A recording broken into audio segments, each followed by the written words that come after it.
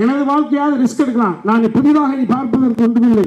எனது மகனுடைய வாழ்க்கை என்கிற பொழுது பொறுப்பு அதிகமாக இருக்கிறது.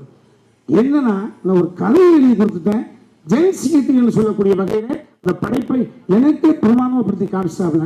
ஸோ தம்பி ஆதவர்ஜனா அவர்களே, உங்களுடைய வாழ்க்கை வரலாறு ஒரு மேடையில் நின்று கண் கசிய ஒரு 6-7 உயரத்தில் அழுகிற பொழுது நானே நிகழ்ந்துட்டேன்.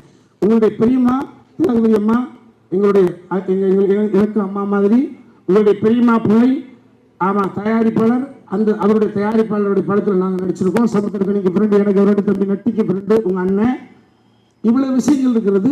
மேல்ந்த வழியாக கேட்ட தகவலை வைத்துக் கொண்டு ஒரு முடிவுக்கு வந்து வர வேண்டாம் என்று மட்டும் என் அருமை தம்பி ஆதவ் அர்ஜுனா அவர்களை கேட்டுக்கொள்கிறேன். நீங்கள் உணர்ச்சி வசப்படுகிறவர், எந்த இடத்தில் இருக்கிறீர்களோ அந்த இடத்துக்கு 100% விசுவாசமாக இருக்கக்கூடியவர்கள், மிகவும் செயல்படும் வீரன், ஃபிட்னஸ். 5 வருடத்தில் கண்ணுக்கு முன்னால தாயை தவிக்க விட்டது. ஆமா, இந்த உணர்வெல்லாம் உள்வாங்கிறவன்.